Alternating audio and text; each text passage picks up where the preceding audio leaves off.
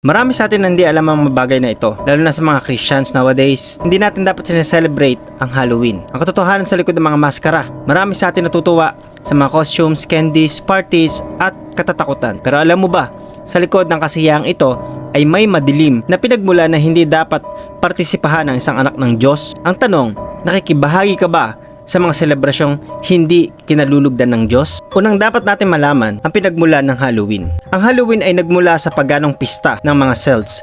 Pinaniniwalaan nilang sa araw na ito, sa October 31, papunta ng November 1, bumubukas ang daigdig ng mga patay at bumabalik ang mga espiritu sa lupa. Nagsusuot sila ng maskara at costumes upang hindi makilala ng masasamang espiritu. Nag-aalay sila ng pagkain at kandila para sa mga patay. Ang diwa ng Halloween ay pakikisalamuha sa espiritu ng kamatayan, takot at kadiliman. Kabaliktaran ito sa nilalarawan ng Panginoong Kristo.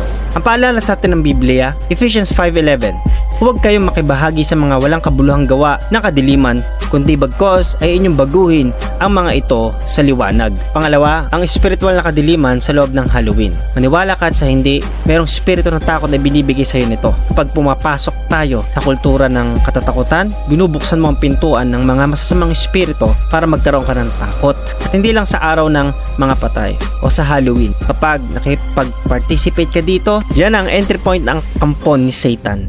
Gagambalain ka niyan kasama ng mga anak mong ipinapapunta mo sa Halloween party na walang kamalay-malay sa espiritu ng takot. Pero ang totoo nun, na-enjoy ka na sila at dala-dala nila yan hanggang sa paglaki. Kaya nga minsan binabangungot sila.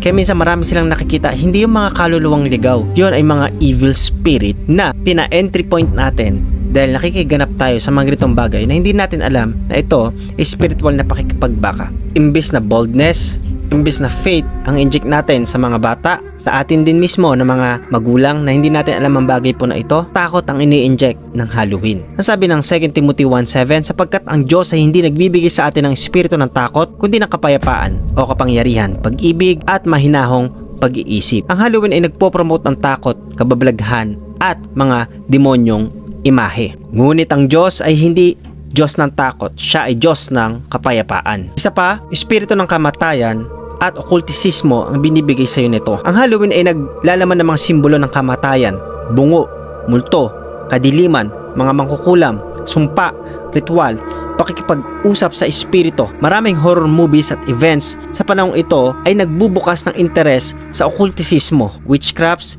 spirit communications, takot at iba pa. Ang lahat ng ito ay bukas na pintuan ng demonyo upang pasukin ng puso at isipan ng tao. Ang sabi ng Deuteronomy chapter 18:10 hanggang 12, huwag kang makitungo sa mga mangkukulam, sa mga nakikipag-ugnayan sa patay, o sa mga manghuhula sapagkat kasuklam-suklam ang mga ito sa Panginoon.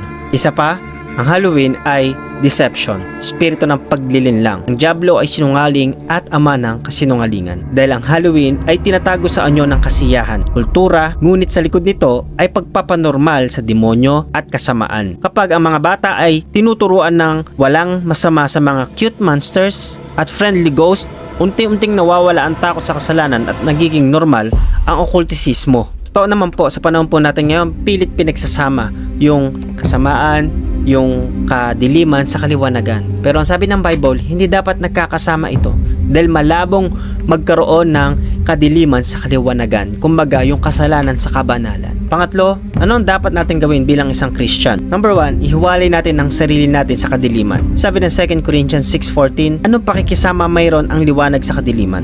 Huwag kang makisali sa mga Halloween party, costume events, or trick or treat na may simbolo ng kasamaan. Hindi mo kailangan makiisa sa ginagawa ng mundo para maging in. Mas mahalaga ang kalinisan ng puso kaysa sa kasiyahan na panandalian lang. Pangalawa, punuin natin ang araw ng liwanag, hindi ng dilim. Imbes na mag-celebrate ng Halloween, pwede tayong magdaos ng light night o worship and prayer night bilang pagpapahayag na si Jesus ang liwanag ng mundo. Sabi ng John 8:12, ako ang ilaw ng sanlibutan. Ang sumusunod sa akin ay hindi lalakad sa kadiliman, kundi magkaroon ng liwanag o ilaw ng buhay. Turuan ng mga bata tungkol sa pag-ibig, kabanalan at liwanag na binibigay ng Panginoong Kristo, hindi tungkol sa takot at kababalaghan. Pangatlo, tayo maging ilaw sa ibang tao. Matthew 5:14, kayo ang ilaw ng sanlibutan. Sa halip na makiayon tayo sa mundo, Ipakita mo kung sino ka bilang anak ng Diyos. Gamitin ang panahong ito para magbahagi ng ebanghelyo, hindi ng takot, kundi ng pag-asa at kaligtasan kay Kristo. Ipaalala mo sa iba, hindi mo kailangan ng costume para maging kakaiba. Dahil kay Jesus, iba na talaga tayo. Tayo ay binago na talaga ng Panginoon. Yun ang makikitang iba sa atin.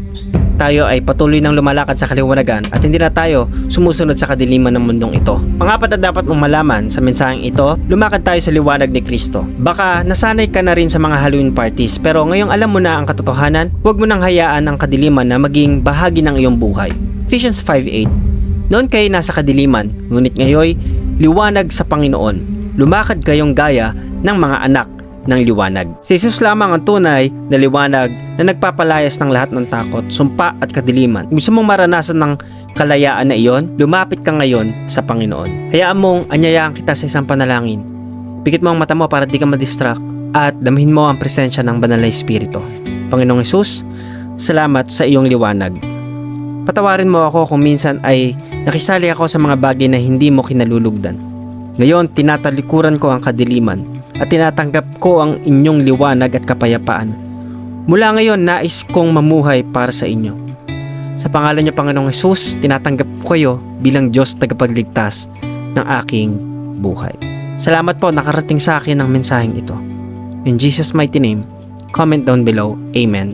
Type nyo po sa comment section, I will follow Jesus. Mga kapatid, huwag natin ipagdiwang ang kadiliman. Sa halip, ipagdiwang natin ang liwanag ni Kristo, sapagkat tayo hinango mula sa kasamaan tungo sa kabutihan.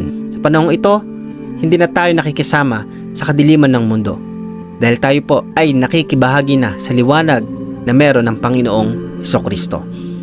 Kung nagustuhan mo ang video po natin, may on the comment section at kung hanggang saan nakakarating po ang video pong ito. Sa new location mo, kung nag-agree ka, you can follow this page, you can follow this platform, at sa lahat ng meron po tayo, salamat po kung nakakarating po kayo dyan. At kung nakarating rin po kayo sa part po na ito, thank you kapatid. Marami ka nawang natutunan. At prayer ko sa'yo lalo kang lumago sa pananampalataya at maranasan mo ang kapangyarihan ng Panginoon. Share mo to sa unang tao ipapaisip sa'yo ng Panginoon. This is your Pastor Gab Bueno. God bless.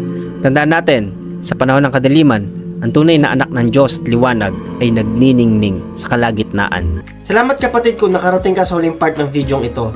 Kung nakatulong sa iyo yung pangangaral through social media, kindly subscribe this YouTube channel and follow us on Facebook, TikTok, Instagram. God bless kapatid. Kung meron kang tanong, let me know in the comment section. At kung ano yung may tutulong namin sa iyo, lagay mo lang rin po sa comment section. Kung nais nyo na magbigay, mag-share sa larangan ng paglilingkod, contact us gabglen23@gmail.com or PayPal. Pwede po tayo mag-send dyan or sa GCash account. God bless kapatid. Hanggang sa susunod na pagkikita natin. Ito yung lingkod, Pastor Gab Bueno. God bless you.